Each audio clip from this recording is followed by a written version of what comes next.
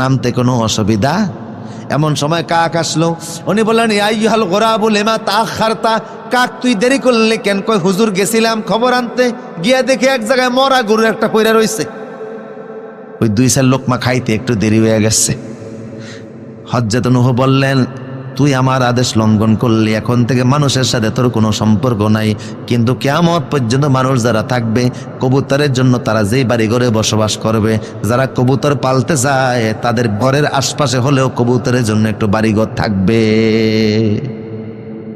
পয়গম্বর নূহ আলাইহিস সালাম দাওয়াত দিলেন 950 বছর, কত বছর? এরপরও গালি শোনা, বুঝা গেল ইসলামের জন্য দ্বীনের জন্য যারা কাজ করতে যাবে একদল দুশ্মন তাদের জন্য কিয়ামত পর্যন্ত থাকবে। কথা বলো ঠিক কি না? এরপরও কারোর গালিকে পরোয়া করা যাবে না, ইসলামের জন্য দ্বীনের জন্য কাজ করা লাগবে। আমার শুধু নামাজ পড়বো, রোজা রাখবো, হজ করবো, যাকাত দিব, রসুলকে ভালোবাসবো, দুরূদ শরীফ পড়বো, অসুবিধা নাই। কিন্তু রসুলের দ্বীন ইসলামকে আল্লাহ বিজয়ী করার জন্য দিয়েছেন। ইসলাম সকল ধর্মের উপরে বিজয়ী থাকবে। ইসলাম বিজয়ী থাকলে অমুসলিমরাও শান্তিতে থাকবে।